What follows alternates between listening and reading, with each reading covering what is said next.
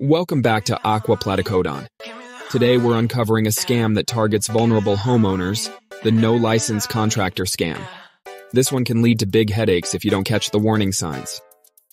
Here's how the scam works. A contractor offers you a great deal on a home project but refuses to show you any proof of licensing or insurance. They often say that it's not necessary or claim they're cutting costs to save you money. In reality, they're unqualified and could leave your home in worse shape than before. Take the case of a homeowner in Florida who hired a contractor for a bathroom renovation. The contractor seemed experienced but refused to show a license. After getting paid, the contractor left the job half-finished and disappeared.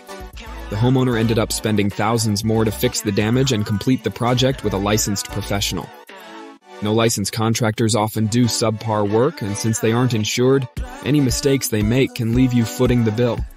Worse, they might abandon the project entirely after receiving partial payment.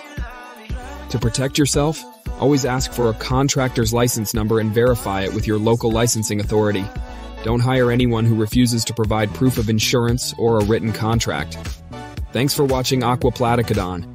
Stay vigilant, stay informed, and protect yourself from unlicensed contractors. See you in the next video.